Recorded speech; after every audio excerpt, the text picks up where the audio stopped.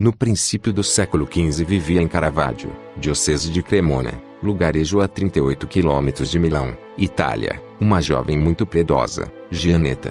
Por ser muito devota de Nossa Senhora, jejuava na véspera de suas festas, que ela celebrava com grande fervor. Além disso, não deixava passar um só dia sem se recomendar à Mãe de Deus, e, durante o dia, quer estivesse a trabalhar em casa, quer se entregasse aos trabalhos do campo, suspendia o trabalho por breves momentos para elevar sua mente à Virgem Bendita.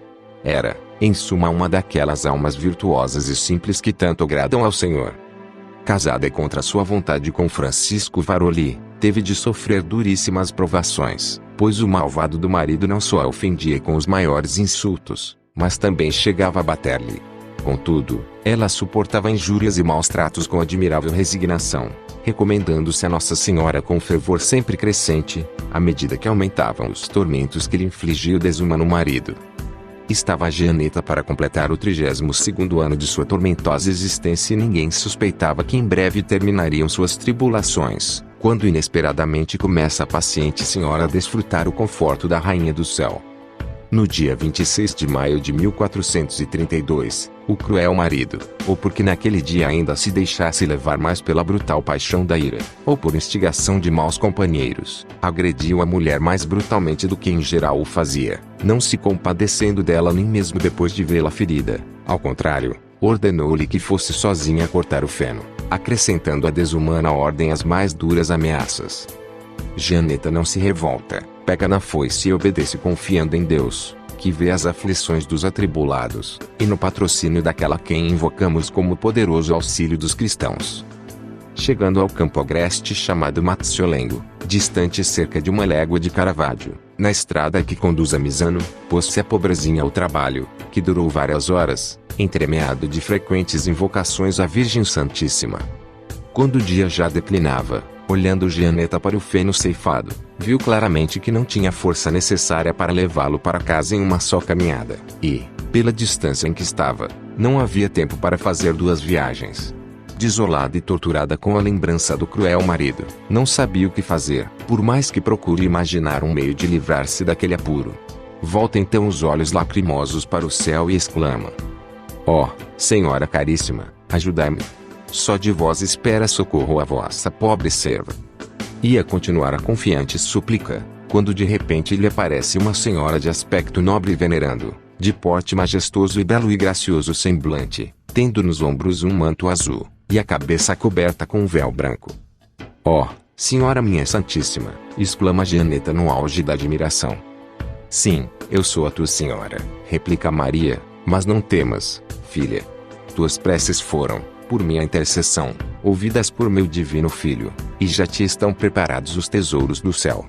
Ajoelha-te, pois, e escuta reverente."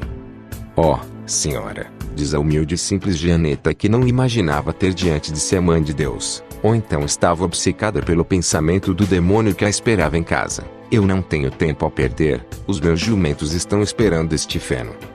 Mas a Virgem Santíssima, tocando-lhe suavemente nos ombros, fê-lo ajoelhar-se e assim lhe falou: "Ouve atentamente, filha. O mundo, com suas iniquidades, havia excitado a cólera do céu.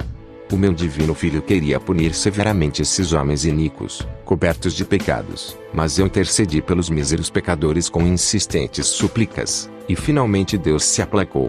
Vai, portanto, comunicar a todos que, por causa deste assinalado benefício de meu divino Filho, devem jejuar numa sexta-feira pão e água, e, em minha honra, festejar o sábado desde a véspera. Eu reclamo isto como uma prova da gratidão dos homens pela singularíssima graça que para eles obtive. Vai, filha, e manifesta a todos a minha vontade."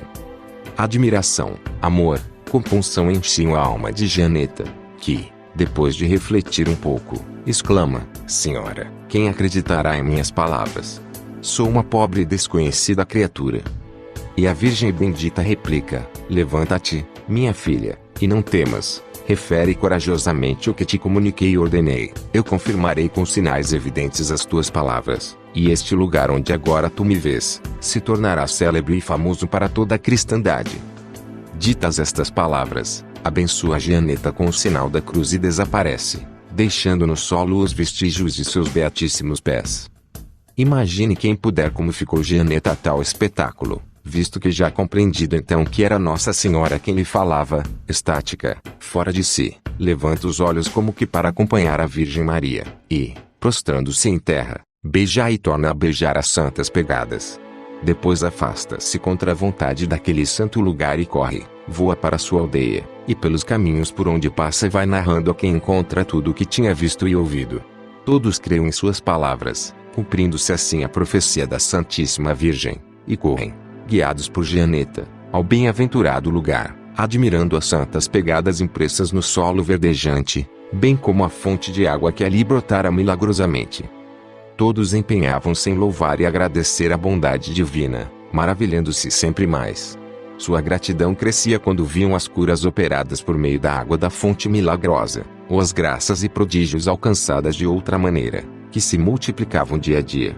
Como é natural, a fama de tantos prodígios voou com a rapidez do raio até as cidades vizinhas, e mesmo até as regiões mais longínquas, de modo que foi tal a afluência de pessoas que iam a Matziolengo, para contemplar os santos vestígios dos pés de Maria, admirar a fonte sagrada e beber da água prodigiosa, que foi necessário formar uma comissão que regulasse o acesso dos peregrinos.